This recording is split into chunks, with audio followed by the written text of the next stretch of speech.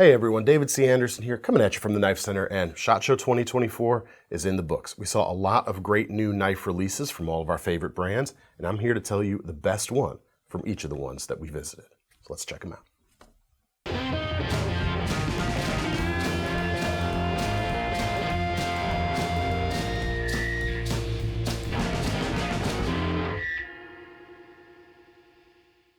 All right, if you haven't seen our SHOT Show 2024 coverage, we'll leave a link to the playlist up here, currently sitting at about 28 different brands we visited. So alphabetically, what were the standouts? We're gonna start with Acta Non Verba. For me, it was the M25 fixed blade that they have. It's a military knife, but it's for a Czech unit that doesn't often see combat, and as such or doesn't often see hand-to-hand combat, and as such they just need a more general purpose utilitarian / survival knife, and this thing was great. Really graceful lines, super comfortable handle, and it's just the right size to be something you always have on you when you need it. I thought it was a really cool knife. They do sculpted handles really well, and I'm glad to see them continuing to do that. All right, how about Artisan Cutlery? I think for me, my favorite there was the Weyden folder. It's kind of an angularized take on a Canadian belt knife, but wrapped up in a modern frame with some vintage touches, like that Damascus shield inlay on the front. It was really cool. Like I said, real classy, but it's got the muscle you need for day-to-day life, for sure. All right, let's talk about Benchmade. I think I'm probably gonna wind up owning one of the drop point shootouts that they brought to the show, just because I like the platform and I like a drop point in general.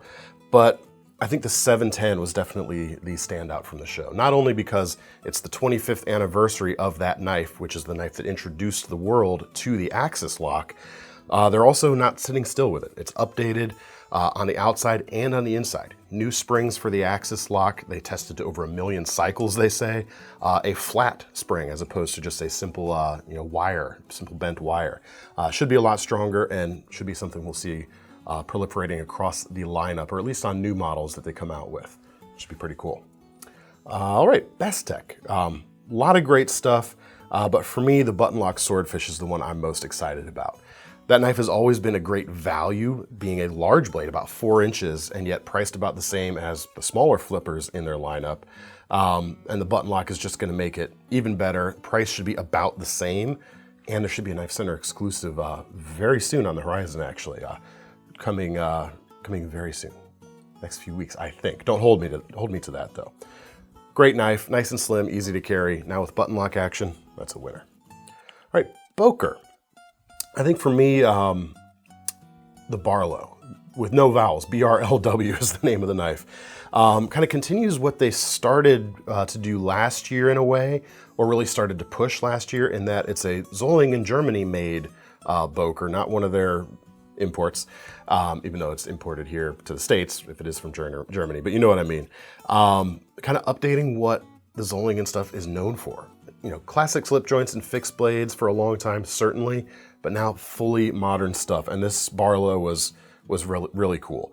It's titanium, nice subtle flipper tab, MagnaCut steel on it, which is really great. I love the faux wood grain on the handle and the tree logo on the pivot. It was just super classy. You got EDC capable, but make a fine gent's knife as well. I think it was really cool. All right, Buck. Gotta be the BuckMaster 2.0. I mean, right? Awesome, awesome knife. Now, the original BuckMaster was kind of an iconic 80s survival knife with all of the quote-unquote Rambo knife trappings that came along with that. And now, 40 years later, they've brought out this new version, and it was actually designed by some of the same people who helped design the original, who saw some of the things they wanted kind of changed to fit that survival knife genre of the time. So now we've got something that is serving the same mission parameters as the original for Navy divers, but it feels much better in the hand. It's much more ergonomic. The blade seems more utilitarian, more useful for that sort of thing. Just all around, for whatever your mission is, it seems like a much better quote-unquote survival knife. Only bummer is they're only making 1,000 of them, however, so don't sleep on that one if you are interested. It's gonna be pricey. I don't remember exactly, but that's the nature of a limited thing like this. All right, case knives. Their Bridgeline series was really cool, and specifically the Longhouse I really liked between the two models they came out with. Now, unlike the modern case frame locks, or the modern frame locks that case knives, which feel like modern knives, These feel like a modern case knife, if that makes sense, in a way that those frame locks kind of don't in a way. It's got conveniences, this knife, like, you know, one-hand opening, locking blades, pocket clips, particle steel, all of that, but with a shape and an approach to the handle materials that feels more case. It makes sense to me. I hope it makes sense to you as well. It feels more classic in a way. It feels more like it fits their identity a little bit better, at least to me. I think they're really cool. CIVIVI, we'll come to them. I think we've seen it before, but the Varius fixed blade, designed by Alan Elishewitz, is very close to delivery now. Really excited to see that coming out. Super slim fixed blade with interchangeable back ends to the handle. So you can set it up for just more general purpose usage or with a finger ring, like a karambit style ring. So this is something that has certainly self-defense applications, but also everyday carry fixed blade if you want something, you know, slightly larger but still super easy to carry, and ultralight uses as well. Anything where you need just, you know, next to no weight, but you still want something strong and useful. I think this Varius is going to be very cool. Now we come to CJRB. CJRB, kind of the budget subsidiary to Artisan Cutlery, which we talked about already. But the knife I'm going to talk about today is kind of a fancier version of one of their base models, and that's the Hectare. It's a great, affordable EDC drop point knife with a crossbar lock. This version, the new version they showed, is S90V steel and fat carbon handles. And obviously it's going to be a lot more expensive than the base models, but still, at about 150 bucks, which is the kind of projected price of this knife, that's a great value. For S90V at that price point, the edge retention you're gonna get is about as good as you can get until you get into the real exotic stuff, which is honestly a bit harder to live with day to day than S90V is. So that's gonna be a winner. You should expect to see him here real soon. Cold steel. So Cold Steel's kind of theme this year was kind of bringing back or updating classics. You got the 60 series returning as, I think, the Cold Steel Classic Collection, I'm calling it, or they called it. Those are really cool. They're bringing back the Archangel Balisong, also really cool. But I really liked the new MagnaCut Recon 1. Recon 1's a great knife. And this now is an Italian-made version of it with that powerhouse steel, the most kind of well-rounded steel on the market. Holds an edge, it's very stainless, and it's quite tough as well. So it's a great fit on a knife series like the Recon that is kind of a jack of all trades and has to do everything. Very cool. All right, Condor. A lot of stuff we saw there. Obviously they're known for their fixed blades, but I want to call out the Compact Mountain Pass folder. Jason Breeden designed, and it's probably the best folder I've seen from Condor yet. Still a little maybe rough around the edges, and I'm not sure about that spinal pocket clip. It's not really my style, but this knife felt great in the hand, and the blade was ready for work, man. It was definitely memorable. That's kind of what I'm basing the decision on here. That's the one I keep thinking about when I think back to our Condor interview. It's a real cool design. I hope they do well. All right, for CRKT, we're gonna go with one of their new collaborations with Hogue, the Michaca, a automatic knife, designed by Philip Booth. And the cool thing about this design, it's a handle release. So you pull the handle back, or it was pushed forward, one or the other, it's pushed forward, on the tail side of the knife. And in doing so, in setting it up like that, they've made a tip-up tactical knife just about as quick to access as a tip-down tactical knife. Tip down in tactical situations tends to be a little bit faster because you don't have to adjust your hand as much to get to the opening action of the blade. This one, because you push it from the back, you can simply pull it from the pocket, open it with the push of the scale, and then adjust your grip from there. So it's really cool, and it's a really useful knife shape overall, not just a tactical thing, even though it's probably that, more than anything else, but it's just a great drop point blade. MagnaCut steel, I think, on that. It's gonna be really cool. All right, Demko knives. New Knife Center exclusive from Demko knives. There wasn't actually a lot new. So the whale shark bladed Knife Center exclusive is kind of the big news, quite honestly. Really cool blade shape on the AD20, made in the US. We're gonna be having, I think, these should be real soon, within the next couple weeks on this, MagnaCut steel on that really beefy powerhouse blade, on that really beefy powerhouse knife platform to begin with. Very, very cool. Check it out. ESEE, the stuff they had was kind of stuff that's been released in just the last couple of months, so it was their newest stuff. And the Haraka Kukri from their Expat series is worthy of note. Now, this was designed by Bruce Bramlin, the CEO of ESEE Knives. Ontario had made a similar version up till very recently, so now with Ontario kind of their US production stuff being in flux after the acquisition, they're currently not being made, and I don't know if they will be again. And I'm glad to see that this design is still in the market because, you know, big fixed blade choppers are cool. Kukris hit like nothing else when you're in that genre, and there's not a huge amount of, you know, real solid good designs on the market. So I'm glad we're not losing this one. I'm glad it's still here. Hogue didn't have a ton of new stuff, but the Misto, we saw that at Blade Show last year, and they introduced the drop point version at the show this past week.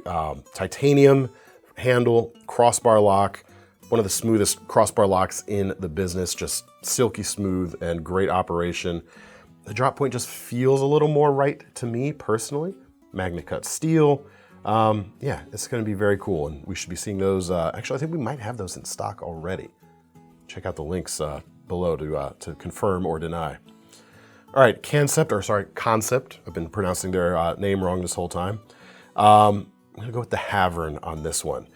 Everything they make is done super well, like build quality, nothing to complain about at all on any of them. So picking a winner is tough, but for me, it was kind of the lines on this particular knife that did it for me. It's not quite a conventional shape, but it's still immediately apparent that it's gonna be a very useful knife. I liked the edge geometry, or the blade geometry overall. The dropped edge was nice, it had a good feel in the hand. And it had a true front flipper that I actually didn't have a problem with. Sometimes I'm clumsy at those, unless it's a top flipper style. This one, despite being a regular old front flipper, was really good. So that one worked for me, so we're going with that, and it looked great. All right, Liong Mah Designs, his new cuff folder. I love it. It's kind of an EDC food prep genre blender with MagnaCut steel, and a lot of my personal design, you know, stuff that I really enjoy doing is crossover between food prep and camping uses. So this food prep EDC combo is right up my alley, and the fact that it's a crossbar lock, which is my favorite, you know, preferred lock in general as well, feels like this knife was made for me. You know, especially the carbon fiber and G10 versions. The balance on those I like a little better than the titanium, but they're all really cool. So you should check those out. Microtech. We got to see some more of their new redesigned OTF mechanism across 4 models. But for my favorite, I'm probably gonna have to pick the Cypher II. The blade shape is not what you typically think of associated with an OTF, so I like that. I like things that subvert expectations a little bit. And the way it's constructed means the only visible fastener from the outside is at the back where the lanyard goes. No other screws are visible, so it's nice and clean. But of course, the new OTF mechanism is what it's all about. It's conversely both easier to use the switch, and yet the blade fires harder than their previous mechanism. Those two things seem like they shouldn't go together, but they do, so that's really cool. And then they've got they're calling it the crud cutter, which is pretty fun. The little serrations or milled lines underneath the switch reduces friction, and it gives a place for pocket lint to go when you're using it so it doesn't jam up the switch. Very cool. And it's cool to see a genre leader in the OTF industry, such as Microtech, continuing to push the genre forward. I like that.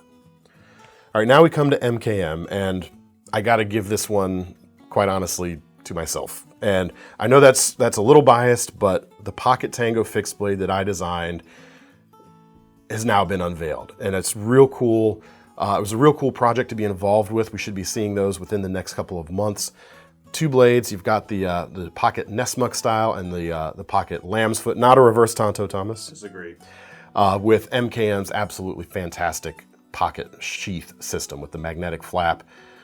I've tried a lot of pocket fixed blades over the years, and their magnetic pocket sheath system is pretty much the easiest to use, the best solution I've ever found out there for me.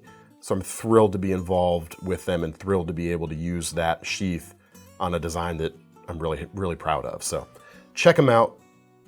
we'll see more on them soon. And we'll have more in-depth talk about the design inspirations behind that real soon as well, as soon as they're available. Check them out. All right, ProTech.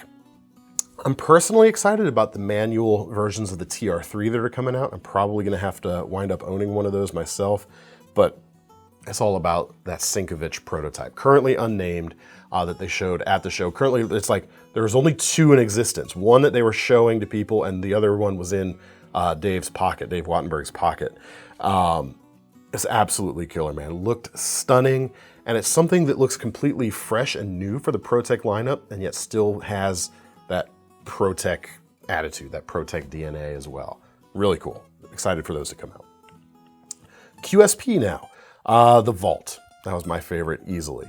It's their first crossbar lock, and it's on a knife with a great shape and classy styling for a really good price. I mean, I forget whether it was like 80, 90 bucks or whatever, but it was definitely under $100, but it felt very premium with the bolsters and the micarta handles. I think that was a 14C28 and blade on that. Can't remember for sure, but super useful shape. Excited to see a new entry into the crossbar lock market. They're calling it, I think they called it the Glide Lock, but it had really cool pull tabs on the side for actuating the lock. It was super smooth. Excited to see QSP jumping into that genre very much. All right, Reate. Their new pivot lock series is very cool. It's the most affordable Reates ever at this point, with a button style pivot lock. You push, the lock pushes from the pivot, kind of like CRKT's deadbolt lock, but I'm sure patentedly different from that, which is good. But it feels and operates just like any of the popular button locks nowadays. It's got that drop shut action, snappy flipping or thumb stud action as well. And they come with a secondary safety that you can lock the blade open with. If you want that extra peace of mind for getting real wrenching pinch grips or whatever, you're not going to accidentally disengage the lock. There were 3 models. I think the PLXC was my favorite, the one with the dropped edge and the high flat grind. Just like that Liong Mah. I like food preppy type of stuff, so that spoke to me really. All right, SOG. Sister brand with Cold Steel now. They're both owned by GSM, and they also MagnaCutted one of their knives. The Seal XR Flipper with MagnaCut blade and titanium liners, bringing the weight down and the performance up from the standard version. But I think the one that really sticks out is that Diverge XR, especially the green handled version with the gold accents.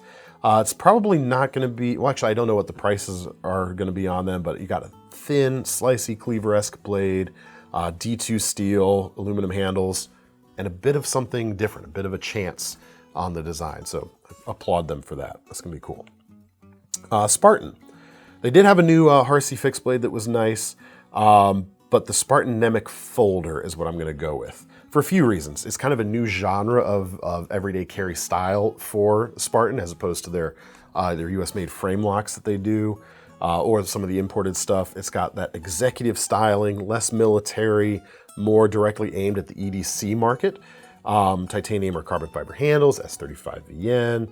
And the cool thing too, beyond that, is it's a collaboration with Nemec, with Andrzej Nemec from Acta Non Verba, which we talked about earlier. So that's a really cool tie-up, and we'll probably be seeing more. I would anticipate seeing more in the future. I don't know anything actually. That's just a prediction on my part. Spyderco. Gonna go with the Bodacious on this one. I like bigger knives, but I'm real selective on the ones that I enjoy carrying, because I don't like things that are gonna feel like I've got a burden in my pocket, and this is certainly not one of those. I like stuff that carries easily, won't weigh me down, and still cuts with the efficiency that you often only find on smaller knives.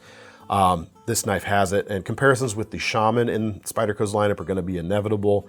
So the main differences you're gonna see, the handle is slimmer on the Bodacious, the blade is slightly slimmer as well, but still maintains a good amount of strength. And by eliminating the choil, you get both a more accommodating handle and more usable edge. So I'm gonna end up owning one of these this year as well, I'm sure. Tops knives, known for their big overbuilt knives, right? Well, the minis that they came out with are kind of the talk of the town.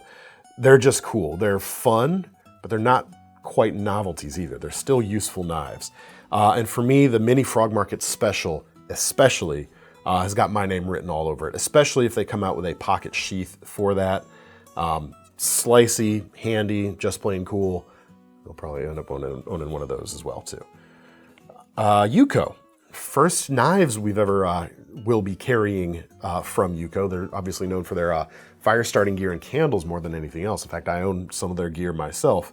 But the Ingalls switch lock is cool because it is a locking slip joint. So you open it up two-handed, just like any other slip joint. Then if you want, right around the pivot, it's got a lock button that you can click to engage. It's very satisfying to use, and it's there if you need it and not there if you don't. So you can really feel, it really feels like a knife that is built for harder work. It's got a good build quality, and that lock on top of it gives you that extra peace of mind, and it feels serious, which is really cool. And last but not least, We Knife Company. This one was tough because they had, everything we saw was good, but none of it really like rose above the other ones for me. Not saying anything bad, that's just the way it felt for me. So I'm gonna go with the Wharncliffe Banter. Not only is it a new blade shape, which is cool, but this knife really shows that We is taking the time to iteratively improve their designs over time. They're not just throwing it out once and that's what it is and take it or leave it. They're taking a design that has been very successful for them, like the Banter, and they're mixing it up. Not just the new blade shape, but it's incorporated other small tweaks they've made along the way, like reversible pocket clips, easier liner lock bar access, but also now contoured handles, which they're saying should probably wind up spreading across the lineup over time. We don't have a timeline on that, but kind of like other, well, Spyderco is a good example with their constant quality improvement initiative, where they're constantly tweaking and improving the designs over time. It's cool to see We doing something like that as well. So I think that's worthy of calling out, worthy of taking notice of, and that Wharncliffe Banter sums it up really nicely. That's it. That's the 28 full-length interviews we did at SHOT Show. Make sure to check out that playlist like I mentioned. We'll have links in those individual videos to all the respective brand pages. We'll link to everything we can down in this video as well, but that's gonna be a lot of links, so we'll see what Thomas is able to pull off over there. I'll leave it up to him. And if you click over on any of those links and you're over at knifecenter.com, don't forget about our long-running Knife Rewards program, because when you order or pre-order any of these knives that are available right now, you'll get to earn some free money to spend on a future one. Technically, you won't earn the points on the pre-orders, I think, until those pre-orders actually ship to you, but details, man. Anyway, that's it. Let me know what you thought of the SHOT Show coverage. We had a lot of fun. We're gonna keep doing it, of course. We're gonna be, next show I think we're gonna be at is Blade Show Atlanta. So that's a few months away at this point, but keep an eye out here as well. If you're new to this channel, make sure to check out our weekly new knives videos. Those go up every Thursday. And our Saturday video is a FAQ style video where I answer questions from the comments section. So if you have one, go ahead and leave them there too. We've got other videos that post throughout the week as well too, but those are the two that happen every week. So check them out and see you next time.